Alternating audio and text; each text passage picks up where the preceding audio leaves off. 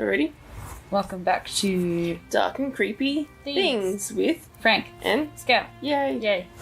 Alright, Scout's turn. Scout's turn. Wait, we gotta check our patrons. Oh, again. okay. Alright, yes. Yep. Thank you, patrons. Thank you. Thank you to A. Francis, author of the Bright Side comic. You can find them on Patreon, and on Facebook and stuff. Yep. They write good comics. Yep. And Bittern by the Bug, Yeah. maker of Japanese Textiles. Thanks, Mum. You can find Bittern by the Bug on Facebook, Instagram, and Etsy. Yep. And irregular listeners. Yep, Sian and Cyndal. Yay. Thanks, Thank you. guys. If you want your name or business read out and or suggest a topic for us, check out our Patreon /alrighty. Yeah. Alright, alrighty. Alrighty. So What have you got I for us today, Scout? have a double banger for you. That was a poor choice of words. What was it? Double banger, really? Why? What's a double banger? Doesn't that sound a bit sexual to you at all? No. You're just interpreting everything as sex. No, I'm not. Okay. I have a person and then a sciencey kind of thing. Sciencey kind of thing. Are you yawning already? I'm tired. Wow. This is day 4 of work. Okay. So I have a person and I guess then what would you call an element? An element? An element? Just Okay, I'll just start. Just Alright. go. So Caroline Grills. Does anyone know Caroline Grills? Is she related to Bear Grylls? I don't know. Don't think so. She was an Australian serial killer. Of course she was.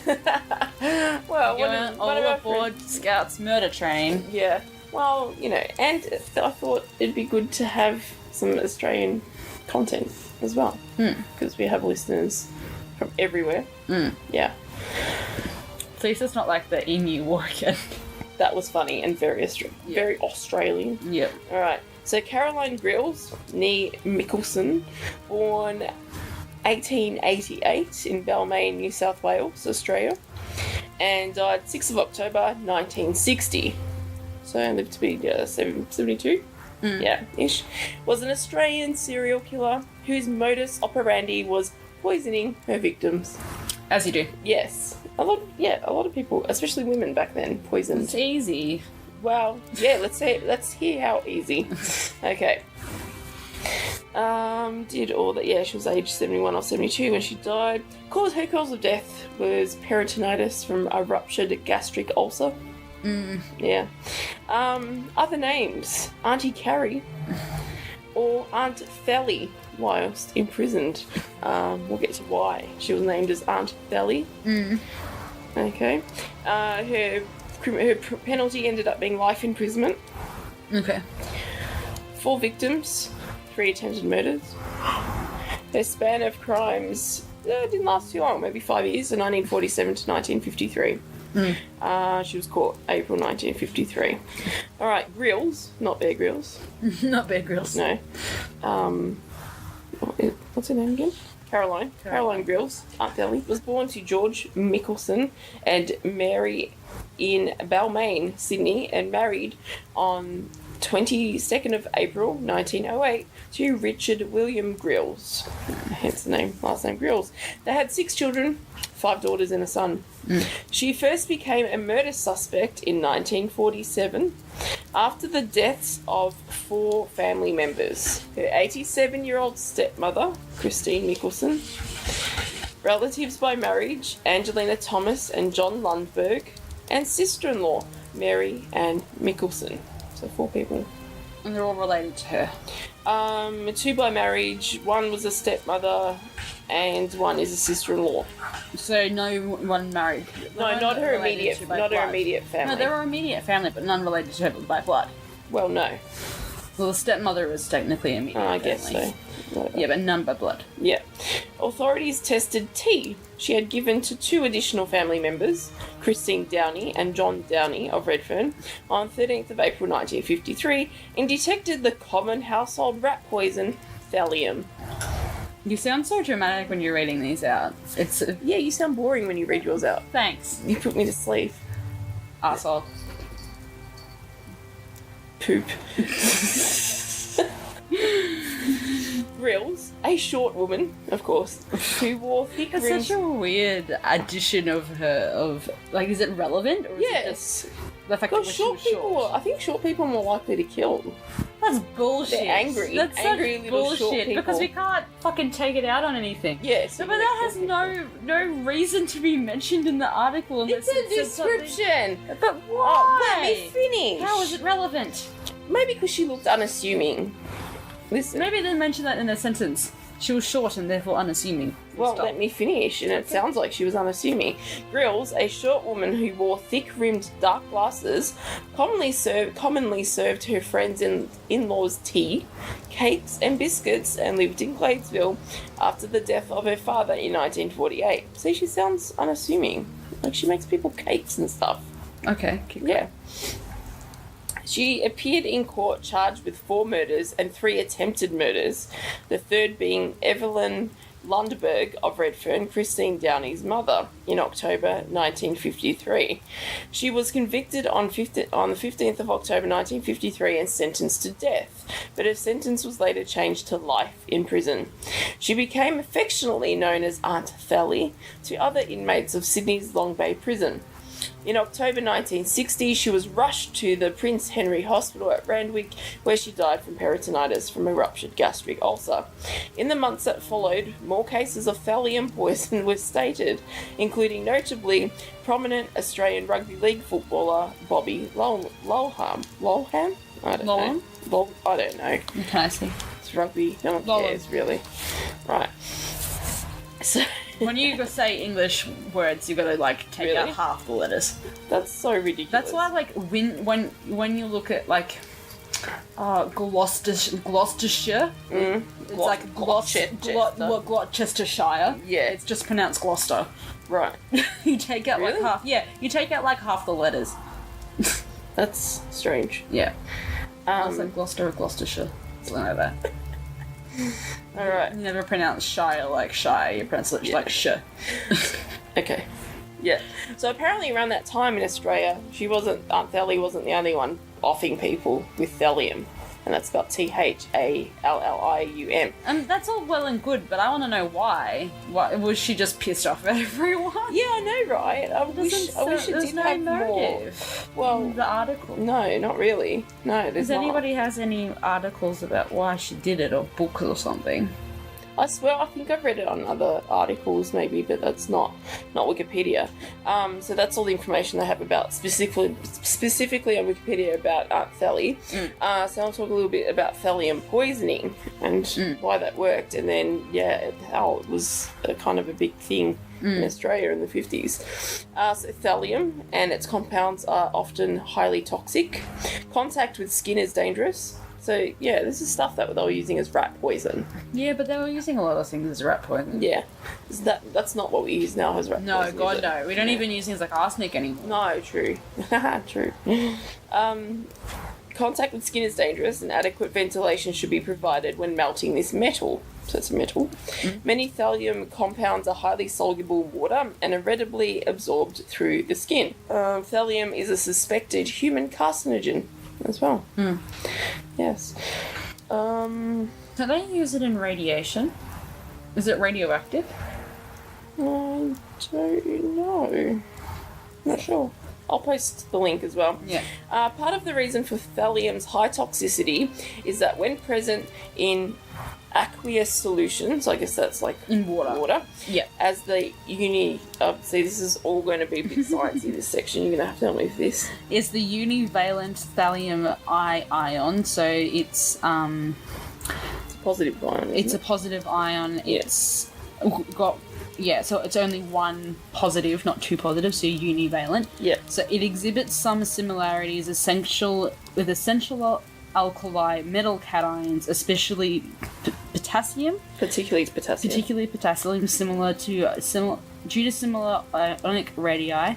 It can thus enter the body via potassium uptake pathways. Uptake pathways. Yeah. What's a potassium uptake pathway? So if you're ingesting potassium, we need potassium. Right, yeah. Right? We need potassium to survive. And because it's a similar structure to potassium, the body can take it up. Right. The same way it would take up potassium. Does the body go, oh yeah, it's like potassium. Yeah, it's like potassium. I can use that. Right. Right? Wow. So that's similar to the fact that, like, I suppose the reason I'm thinking, like, iodine is also an element. Yeah. If you give the body radioactive iodine, it goes, oh yeah, I can use this, but it still hurts the body because it's radioactive. Yeah. And a similar sort of thing, I guess. The body takes up the thallium thinking it's potassium and then hurts itself in the process. Thallium's toxicity has led to its use, now discontinued in many countries, as a rat and ant poison. Like, oh, imagine if we can get some and get rid of these ants. We have an ant problem. Oh man, this ant problem. Can't find the queen. Yeah. Right. Among the distinctive effects of thallium poisoning are hair loss, which led to its initial use as a depilatory... Is that how you say it? Depilatory? Dilapatory? Depilatory. You know. Dilapatory. It's delap. Depilatory. Depilatory. Yeah, you're right. Yeah, Depilatory. that stuff that gets rid of hair. Yeah. Right? Body hair. This is before its toxicity was properly appreciated. And damage to peripheral nerves, so victims may experience a sensation of walking on hot coals. Oh god, imagine putting that sort of cream shit on your feet or on your legs and be like, why does it feel like my legs are burning? Like always burning because you damaged your nerves. Yeah, although the loss of hair only generally occurs in low doses. In high doses, the thallium kills before this can take effect. Oh god. Thallium was once an effective murder weapon before its effects became understood and an antidote Prussian blue. discovered. Do you know Prussian blue? Prussian blue is a colour. Right. I don't know what How's that it's the made antidote? of. Wow. Must be made of some sort of metal. Prussian blue is a dark blue pigment produced by oxidation of ferrocyanide salts. So it has the So ferrocyanide is iron and cyanide stuck together. And cyanide is carbon and nitrogen stuck together. So it's iron, carbon, nitrogen all stuck together. Which is interesting because cyanide is a poison in and of itself. Yeah. So if you have cyanide and iron, it can combat thallium poisoning. Yeah. Interesting. I wonder how they work that out. Indeed, thallium poisoning has been called the prisoner's poison, since thallium is colourless, odourless, and tasteless. Its slow-acting, painful, and wide-ranging symptoms are often suggestive of a host of other illnesses and conditions. So it's got another section on treatment. What's its symptoms, though? What? How do you die? What happens to you when you ingest thallium? I'm getting there. Okay. What are we doing right now? He's eating the air. Are you sure he's eating air? It looks like he was licking his paw and then he's eating the air. No, can you not take batteries? That's not okay. No, stop that. Alright, so we'll have a look at detection in body fluids. So thallium may be quantitated in blood or urine as a diagnostic tool in clinical poisoning situations or to aid in the medical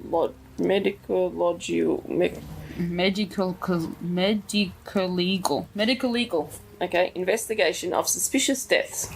Normal background blood and urine concentrations in healthy persons are usually less than 1 microgram per litre. But they are often in the 1 to 10 milligram litre range in survivors of acute intoxication. I would like to know, what the symptoms are. Here we go. emedicine.medscape.com. Yes. Valiant toxicity clinical presentation. Clinical presentation can vary depending on the type, severity, and time frame of exposure. Acute thallium poisoning is primarily characterized by gastrointestinal, neurological, and dermatological symptoms, while neurologic findings predominate with chronic exposure and tend to progress even despite decreasing the blood thallium levels. So gastrointestinal serums predominate early. Most common being abdominal pain with nausea, vomiting, diarrhea, constipation. It's important to remember... Are you poisoning me with No. It's important to remember that unlike other metal salt exposures, gastrointestinal findings in thallium toxicity may be mild or inconsistent, especially in chronic poisoning. So if someone's chronically exposed to it, you might not even see the gastrointestinals. Oh, wow. What might you see then?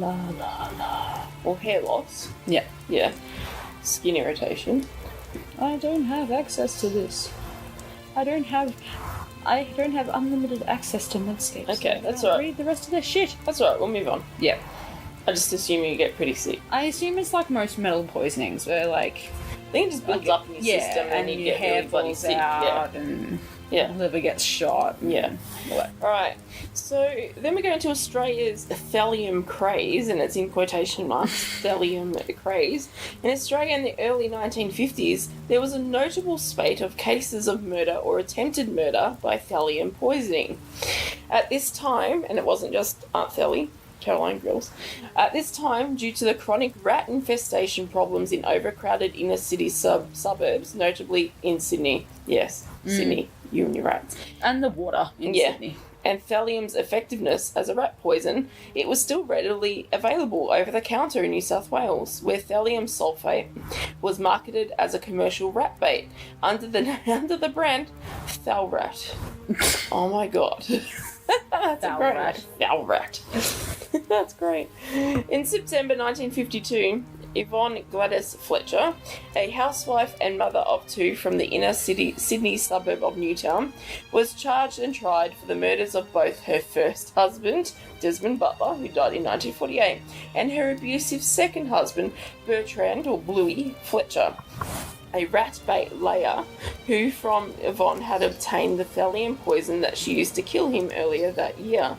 So he was a person who laid rat bait and he died by rat bait. Yeah, which I guess would look less suspicious. Yeah, how would they determine that was a murder? Surely they could have just gone, oh, he was a rat bait layer, he died of chronic thallium poisoning, well, there we something like it was an accident. Suspicions were raised after it became obvious to friends and neighbours that Bluey Fletcher was suffering from the same fatal illness that had killed Yvonne's first husband. Oh, God. Don't keep the same friends around. Yeah, don't get the same friend. Don't use the same thing twice. A police investigation led to the exhumation and testing of Desmond Butler's remains, so the first husband, which showed clear evidence of thallium, and this led to Yvonne being convicted of Butler's murder. She was sentenced to death, but this was subsequently commuted to life imprisonment after the New South Wales government abolished the death penalty. That's why these people kept getting sentenced to death, and they're like, oh, we don't have a death penalty anymore, so just going to keep you alive. She was eventually, this one was eventually released in 1964. Yeah, the whole idea is of life in prison just means 15 years. Pretty much. Doesn't actually mean life, really. Yeah. There's life without parole, which means you never get out. Yeah. But, yeah. Life means, you can still... Yeah, you can get parole after... Usually you can gain parole after 15 years or something. At the time of the trial, it was reported that this was the first known case in Australia of a person being convicted of murder by administering thallium. The Fletcher case is also notable for the fact that one of the arresting officers was Sydney detective Fred Cray, K-R-A-H-E, Cray. Cray. Okay. Who later became notorious for his suspected close involvement with elements of Sydney's organised crime scene and his alleged involvement in the disappearance of social activist Juanita Nielsen. Interesting. A month later, in October 1952, Bathurst grandmother Ruby Norton was tried for the murder of her daughter's fiancé, Alan Williams. Don't like the dude you're going to marry, going to kill him instead. Alan Williams, who died of thallium poisoning at Cowra Hospital in July 1952. Despite allegations that Norton hated all the men in her family and Williams was an unwanted son-in-law, Norton was acquitted. Oh. So she didn't get... No. Charged? No. Oh. How's that work? That's weird. Yeah. Then in 1953... Sydney woman Veronica Monty, 45, was tried for the attempted murder of her son-in-law, noted Balmain and Australian rugby league player Bob. How do you say that again? Lollum. Right, the English thing, Thallium, who was treated for thallium poisoning in 1952. After separating from her husband, Monty had moved in with her daughter Judy and Judy's husband, Bob Lulham. The sensational trial revealed that Lulham and Monty had an intimate relationship. Oh, God. While Lulham's wife was at Sunday Mass. Getting on with the mother-in-law. The mother-in-law, yeah. Monty was found not guilty. Judy Lulham divorced her husband as a result of the revelations about his affair. I think I would do. Yeah. And Veronica Monty killed herself with thallium in 1955. Oh, poor Monty. That's a bit sad. Yeah. Oh. I mean, don't get it on with your fucking son-in-law. That's just weird. Yeah. Okay, yeah, so she attempted to kill the son-in-law, but then ended up killing herself. No. But why did she attempt to kill the son-in-law? Did he try to break it off? Yeah, I'd say so. Yeah. Okay. In July 1953, Sydney woman Beryl Haig was tried for maliciously administering thallium and endangering her husband's life. It's all in quotation marks. So not actually murder. No, nearly. Haig confessed to buying Thalrat from a corner shop. As you do. And putting it in her husband's tea, as you do. Because she wanted to, quote, give him a headache to repay the many headaches he had given me in violent disputes. Oh dear. Yeah. In 1953, I don't even know this one, Australian Caroline Grills was sentenced to life in prison after 3 family members and a close family friend died. Authorities found thallium in tea that she had given to 2 additional family members. Grills spent the rest of her life in Sydney's Long Bay Jail, where fellow inmates dubbed her Aunt Thally. That's what we read before. Yep. The Australian TV documentary Recipe for Murder, released in 2011, I haven't seen that, examined 3 of the most sensational and widely reported Australian thallium poisonings, the Fletcher, Monty and Grills cases. Surely going to have to look for that. Okay, other notable cases. This is, outside of Australia. Felix Roland Mumi, a Cameroonian leader, was assassinated with thallium in Geneva on 3rd of November 1960 by a former agent of the SDECE, French Secret Service, probably at the request of Cameroonian authorities. No, Claudia, you said it. In 1971, thallium was the main poison that Graham Frederick Young used to poison around 70 people in the English village of Bovingdon, Hertfordshire, of whom 3 died. So he poisoned about 73 people died. He poisoned 70 people, but only 3 of them died. Yeah. Didn't use enough, obviously. Yeah. From 1976 to late 1979, thallium was used as a chemical warfare agent, most notably by a unit of the British South Africa Police, or BSAP, attached to the Sealer Scouts during the Rhodesian Bush War. In 1977, a 19-month-old girl living in Qatar fell ill due to thallium poisoning from pesticides used by her parents. While doctors were unable to identify the cause, a nurse named Marsha Maitland managed to do it from the description of the symptoms given in The Pale Horse. I think that's a work of fiction. And there's fictional stuff in here too. Ah, okay. Yeah. In summer 1981, good summer. Although it's probably not our summer, the East German Secret Service, Stasi, poisoned descendant Wolfgang Welsch, who had previously been expelled to West Germany on his holiday in Israel. He barely survived. So it seems a lot of people do survive. Yes, I think it's like a lot of heavy metal poisoning. If you catch it quick enough, you can administer an antidote and you can survive. But has to be quick enough. Yes. In 1987, in Kiev. In Bring in the Kiev! Shut up. In 1987, in Kiev, a woman named Tamara Ivanutina was arrested along with her older sister and parents. They were found guilty of 40 cases of poisoning, 13 of them lethal, with sclerotic solution obtained from an acquaintance working at a geology institute. What's sclerotic solution? You have to click on it and find out. It's it's an aqueous solution of equal parts of thallium formate and thallium melanate. Okay. It's also free-flowing and odorless, but its colour fades from yellowish to colourless when diluted. So it must be something that's involved in geology, because they got it from a geology friend. Yeah.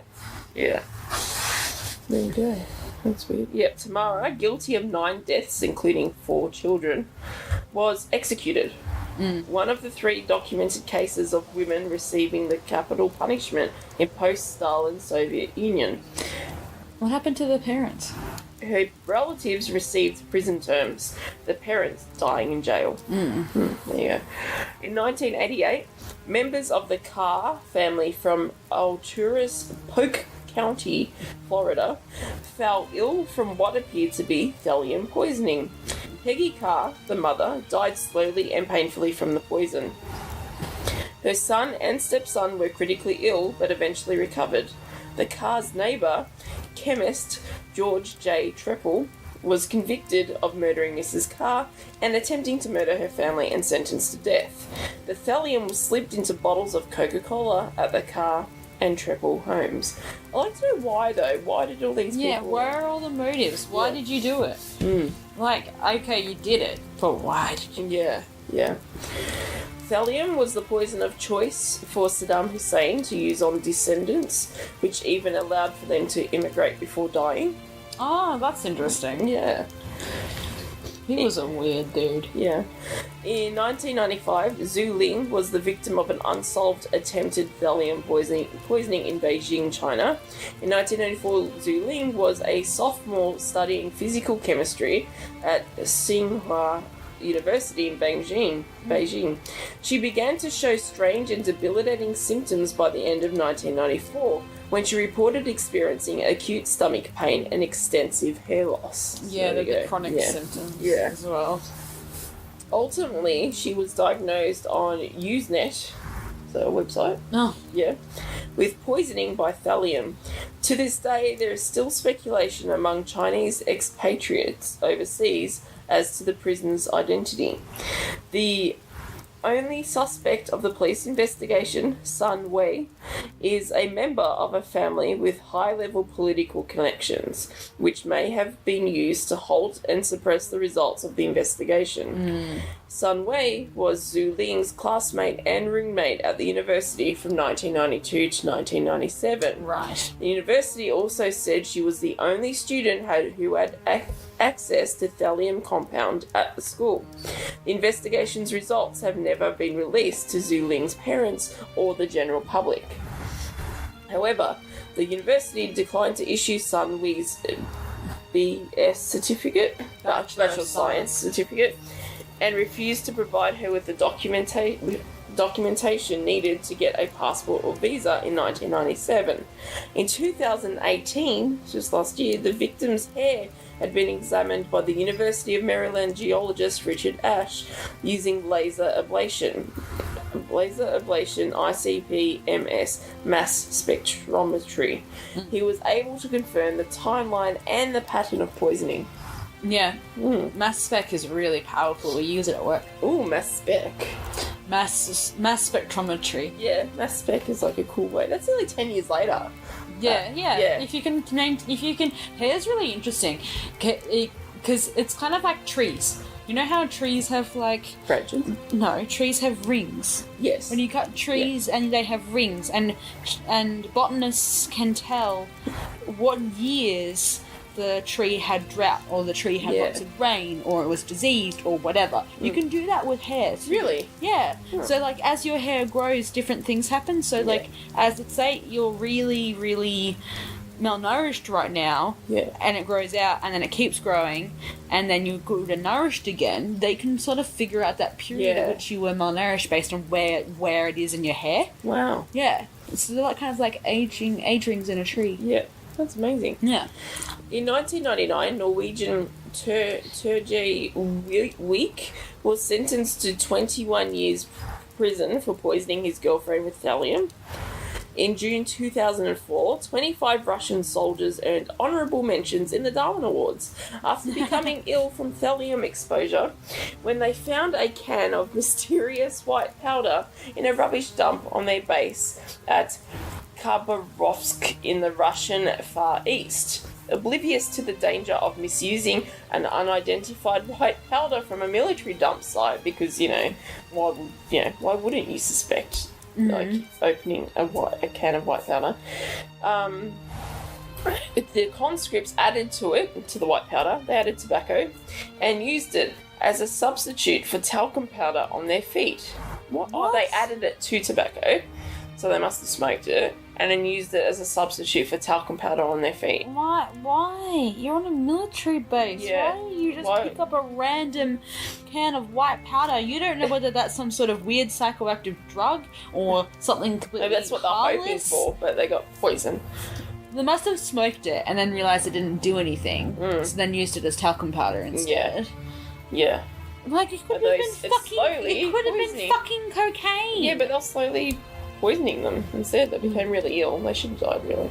In 2000... Did they not die? No, I don't think so. Well, the Darwin Awards means they died. No, honourable mentions. Honourable mentions doesn't necessarily mean they didn't die. Okay, well, it says they earned honourable mentions after becoming ill from thallium exposure. Oh, well, it doesn't say it doesn't say that they died. No. In 2005, a 17-year-old girl in Shizuoka, Japan, admitted to attempting to murder her mother by lacing her tea with thallium, causing a national scandal. How old was the girl? 17. Oh god, okay. Good age for wanting to kill your mother, really. I think everyone wants to kill their parents at some point in their teenage years. Yeah. In February 2007, two Americans, Marina and Yana Kovalevsky, a mother and daughter, visiting Russia, were hospitalized for thallium poisoning. Both had immigrated from the Soviet Union to the United States in 1991 and had made several trips to Russia since then. In February 2008, members of an Iraqi Air Force club and some of their children were poisoned by cake laced with thallium. Two of the children died. Oh. Yeah. But why? I know. Who did it and why? This happened and this happened, but why? What was the motive? Why? In 2011, I mean, there are like references and stuff that will just include a lot more researching into each case. Yeah. In 2011, a chemist at Bristol Myers Squibb in New Jersey. Bristol Myers Squibb? Yes. What is that? Is that a company? Is it a school? It's a pharmaceutical company. Oh, okay. Yeah, go on. It's headquartered in New York City. Go on. Was charged with the murder of her husband. According to an investigation by the Middlesex County Prosecutor's Office, Lee Tynell was able to obtain a chemical containing thallium and fed it to her husband.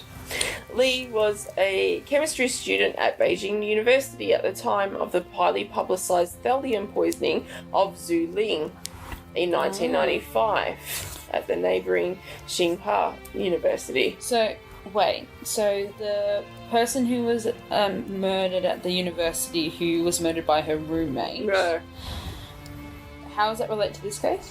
Oh, that they were neighbouring universities and they got the thallium at about the same time. Oh. Apparently. Okay. Well, no, she was at the neighbouring university at the time of the other case back in 95. And now she was, then in 2011 at the pharmaceutical company in New York. Yeah. And then did the same thing to her husband. So copycat crime. Yeah, probably copycat, yeah. In 2012, a chemistry postgraduate... I'm not trusting chemists anymore. Chemists are weird people. Yeah. In 2012, a chemistry postgraduate student at the University of Southampton, UK, was found to be suffering from the effects of thallium and arsenic poisoning after presenting with neurological symptoms. The student underwent an intensive course of treatment, and although he has shown improvement, faces an uncertain long-term prognosis for the recovery of full locomotion. Urine screening revealed elevated thallium levels in a small number of other members of the chemistry department, though none were at toxic levels.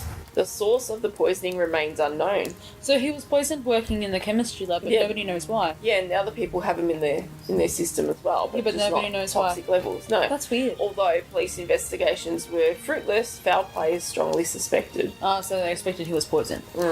Getting out your peer-reviewed journal before someone else's is nasty business in the scientific world. Yes. It is a thing, though. Yeah, go on. poisoning other people. I mean, that is a thing, but about whether or not getting out your research before someone else you know is researching the same thing, getting your paper out before theirs. No. In 2018, authorities charged Yukai Yang, a student at Lehigh University, with the attempted murder of his roommate, Joanne Royal. Yang allegedly poisoned Royal with thallium and possibly other chemicals. This was just last year.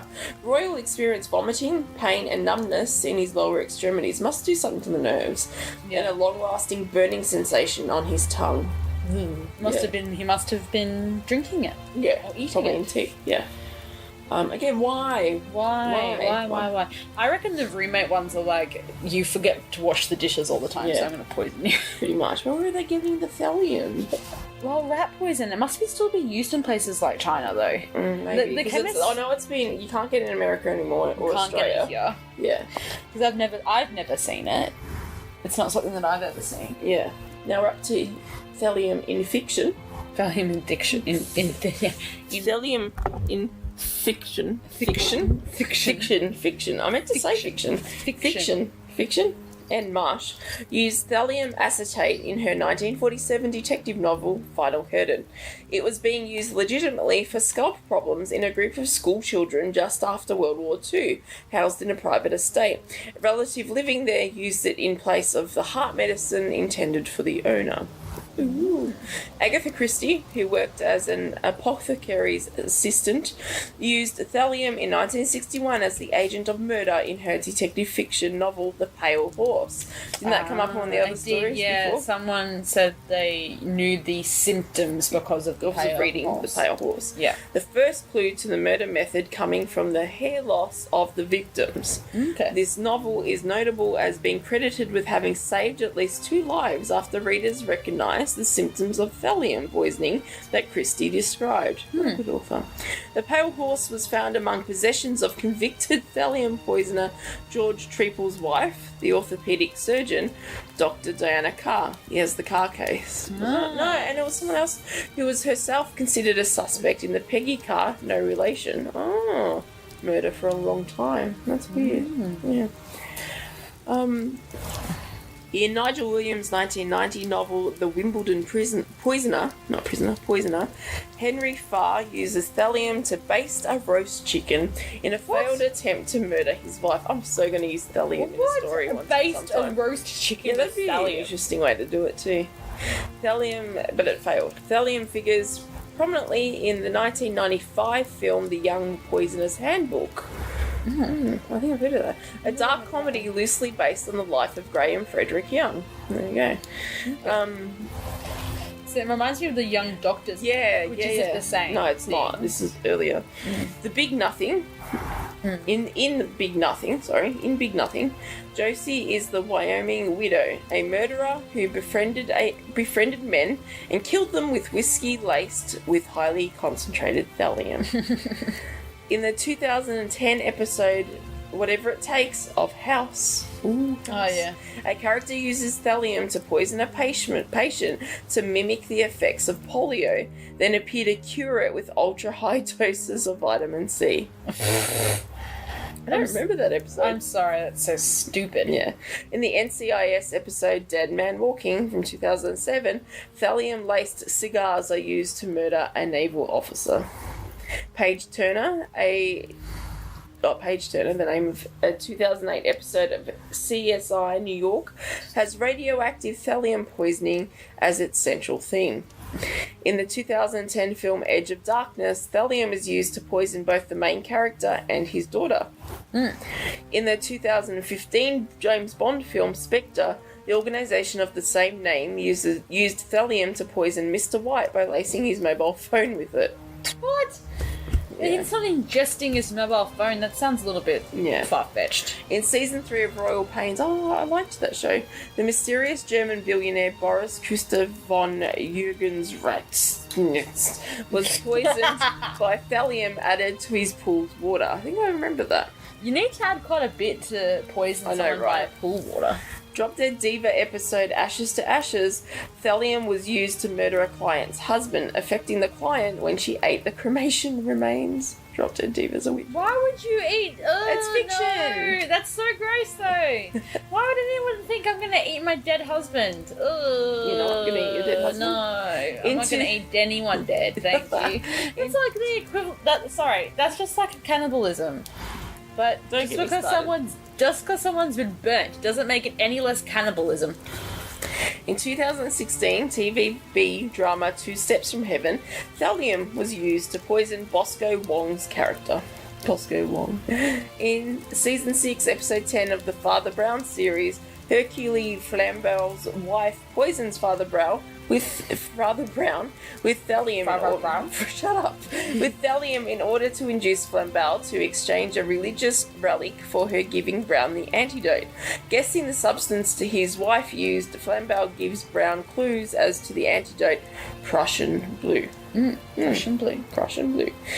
In the short story Just a Taste, in the collection The Horrors Hiding in Plain Sight from 2018 by Rebecca Rowland, the main character, Sadie Sorensen, poisons her farmhand as well as her 3 children using rat poison containing thallium. So dramatic. I know. The story takes place in the mid-20th century and the story takes place in the mid-20th century and use of the chemical as a rodenticide ceased in 1965. There we go. So that's, lots of...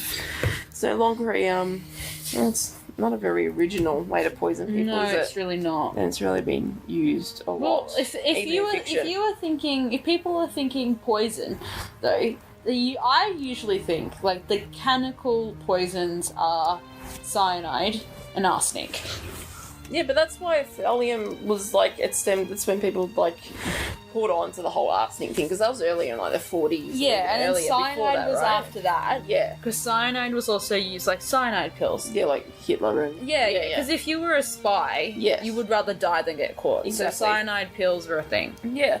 And then that's come later, because wasn't cyanide and arsenic pretty easily detectable? They were both rat poisons, and they were very easily detectable. Yeah, because I don't think they were odourless and tasteless and colourless like thallium. No, they were. I don't think so. I don't think they were.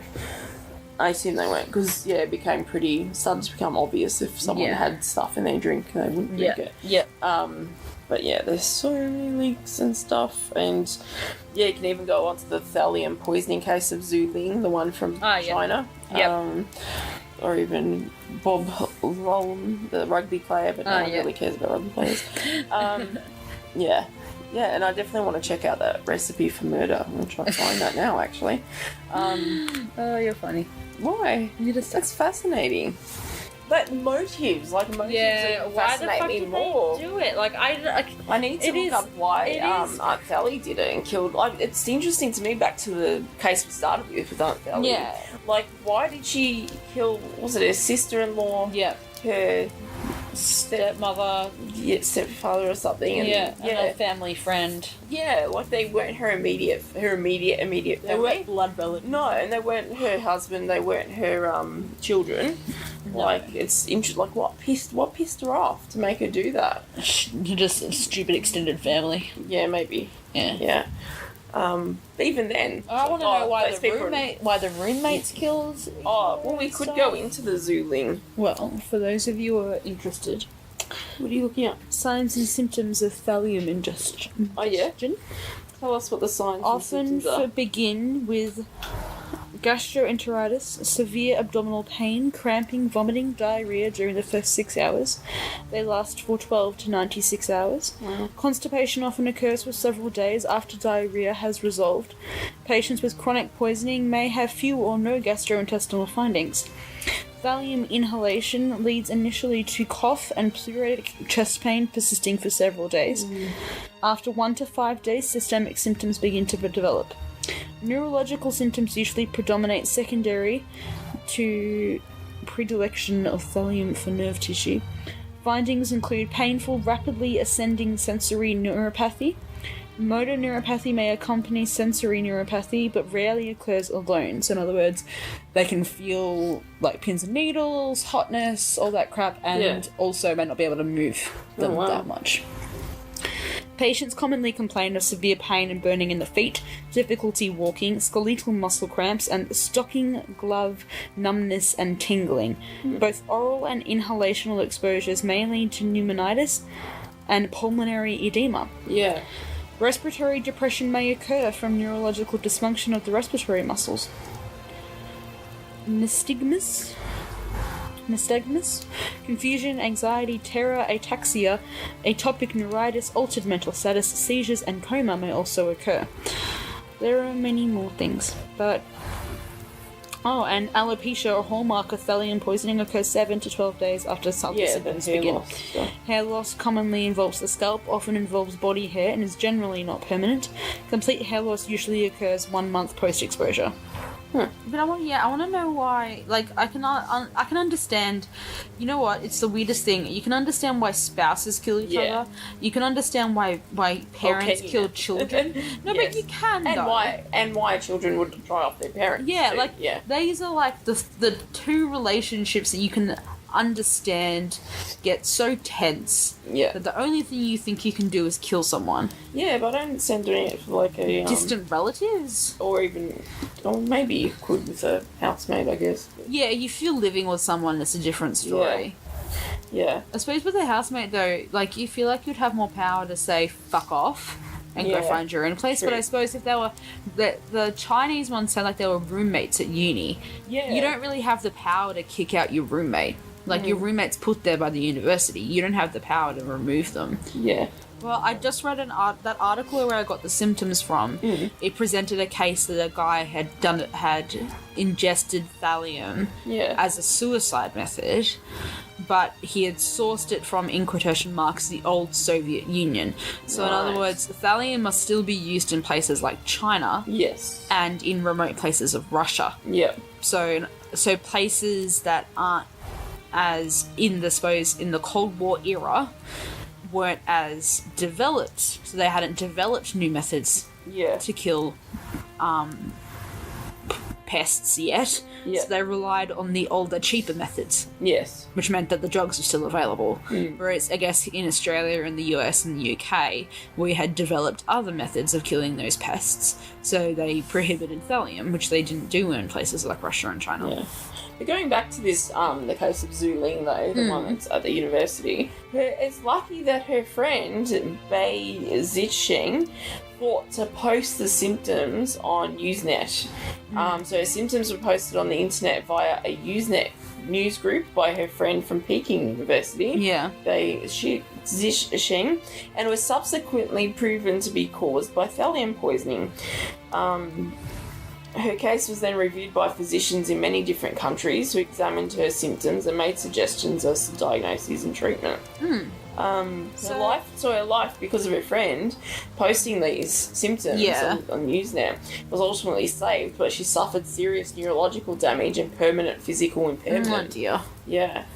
So she didn't die, though? No, she didn't die. Her life was saved, and I found... I thought she did die. No, she didn't. Was that a different case? I'm thinking? There's so many, they're all bleeding into one. Yeah, I know, right?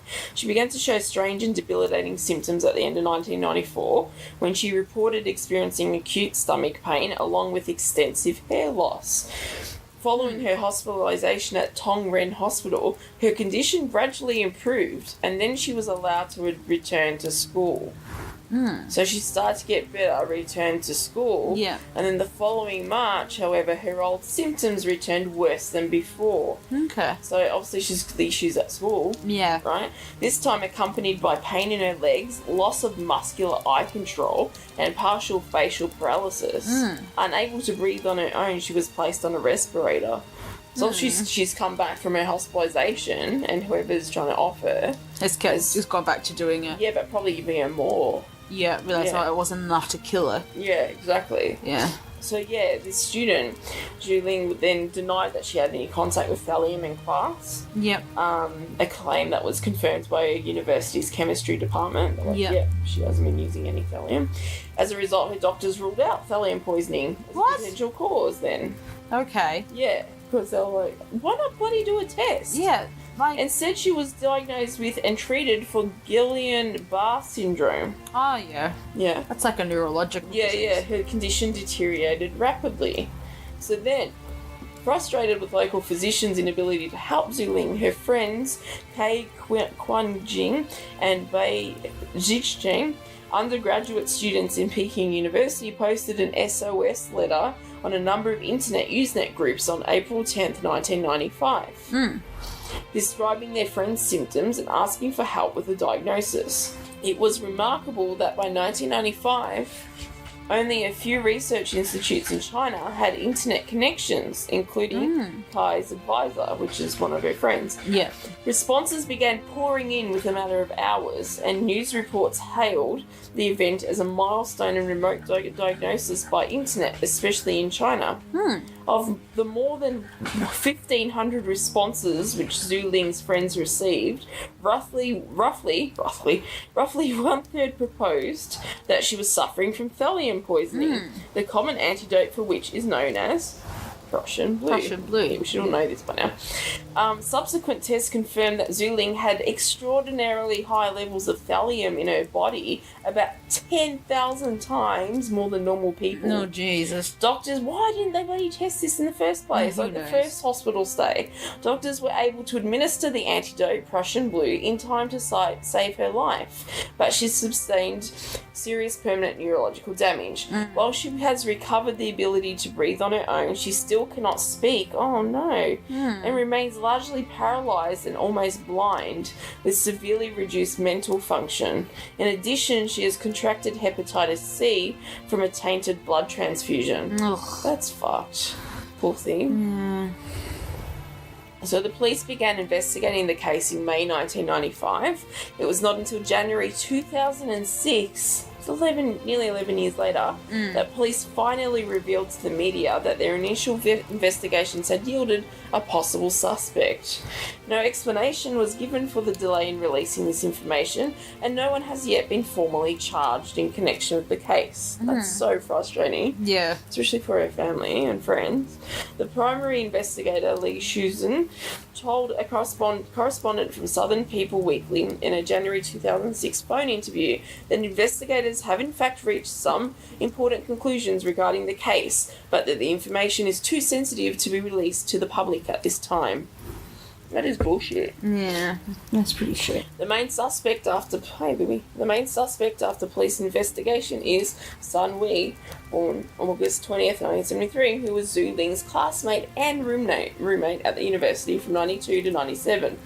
Tsinghua University also said Sun Wei was the only student who would have had official access to thallium compound among the students with close relationship to Zhu Ling, according to Zhu Ling's lawyer, Zhang Ji.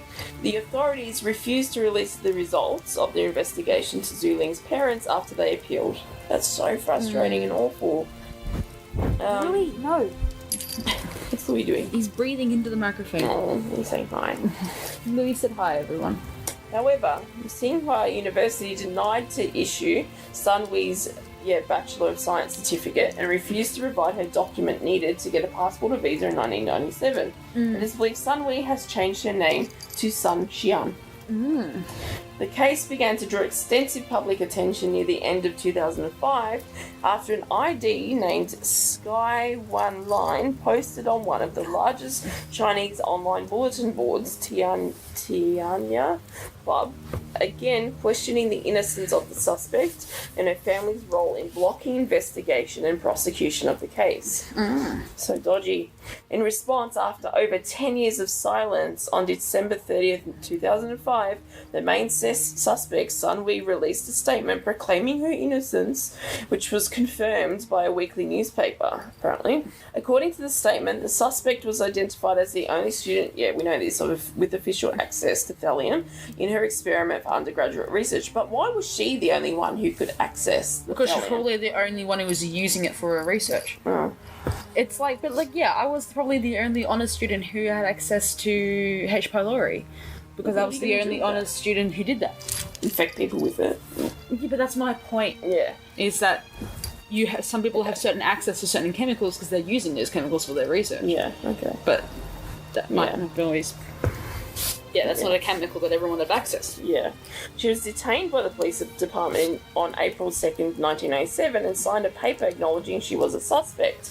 Sunwee's family retrieved her from the police after 8 hours of interrogation. In her statement, she also claimed that, according to the law, she was cleared as a suspect in August 1998. However, in a Morning News Post report dated March 2006, Zhu Ling's lawyer, Zhang Ji, said of the suspect she was only exempted from the compulsory measure that she was subjected to as a suspect at that time, but not excluded from suspicion. Internet discussion of the crime continues to this day. Since then, and became hot topic on major online Chinese communities frequently as a high-profile unsolved case. A hacker who claimed he had hacked into the email of one of Sun Wei's classmates revealed communications purporting to be between Sun and so the suspect and several of their classmates, showing Sun Wei was guiding them how to post on forums to declare her innocence, and they were preparing for Sun's statement in 2005. Dodgy bitch. Dodgy. Among the internet users in the discussion, many people speculate that the main suspect has not been charged due to her family's connections. Sun Wei's grandfather is Sun Yukui, who was an important member of Chinese People's Political Consultative Conference as a senior leader of Revolutionary Committee of the Chinese Kuomintang, and her first cousin, once removed, Sun Fuling, was deputy mayor of Beijing from 1983 to 1993 and vice chairperson of Chinese People's Political Consultative Conference from 1998 to 2003. So she's got bloody connections everywhere. And they're protecting her dodgy ass. Yeah. So 2013, there was a White House petition. An online White House petition on the whitehouse.gov website was created on May 3rd, 2013, demanding investigation on the major suspect who was believed living in the US at the time. The number of signatures reached the 100,000 goal 3 days later after it was created. Yeah. This online campaign also drew great attention from US and Chinese mainstream media about Zhu Ling's family and the cold case. On July 28, 2015, the White House declined comment on the petition, saying Zhu Ling's poisoning, this is in quotation marks, Zhu Ling's poisoning in 1995 was a tragedy. No young person deserves to suffer as she has, and we can understand the heartbreak of those close to her. We decline, however, to comment on the specific request in your petition. As the We the People terms of participation explain, to avoid the appearance of improper influence, the White House may decline to address certain procurement, law enforcement, adjudicatory, or similar matters properly within the jurisdiction of federal departments or agencies, federal courts, or state and local government. Dodgy. That's awful. Yeah. The government is basically saying that we don't want to get involved. Yeah, thus the matter serves as a vehicle for expression of public dissatisfaction with corruption and abuse of power by the political elite associated with the regime. That's bullshit. And this poor girl's left. Bullshit, she's still alive, and she's bloody, disabled now. And it's It's bullshit, but not unexpected. Really? The Chinese government did weird shit. They still do weird shit, covering things up. Yeah. It's not unexpected. It's not unexpected for a lot of governments to cover shit up. Yeah. Like, they're not going to let a relative of very important political people go to jail for killing someone. Yeah. It's... Yeah. Still shit, though. Mm-hmm. Anyway, Valiant poison. Yeah. Don't eat it. Don't ingest that shit. No, just don't. Yeah. And I forgot to mention that's on the periodic table is element number 81. Oh yeah, it's your favourite element, isn't it? Yeah, this is my favourite. Yeah, obviously, 81. That's our automatic cat feeder, feeding our cats. Thallium. Don't eat it. Don't eat it. Afraid Craig's looking very tired. I'm very tired. I'm so sorry. It's not your fault. Thallium. Thallium. Alrighty then. Interesting. We'll leave it there. Dark and creepy. Yeah, a bit dark. We'll leave it there. Lots of murderies. And Australians' obsession with thallium in the 50s. No, it's just a lot of copycat crime. You reckon? Yeah, I reckon. This person got away with... Yeah. A lot of it was in Sydney as well. Yeah, the whole copycat crime. rat infestation. Yeah. Yes. Say no to rat poison. Let's leave it there. Thanks again to our patrons. We love you. We love you. Alrighty then, Alrighty then, creepers. see you next time. Bye. Bye. Stop. Mm-hmm.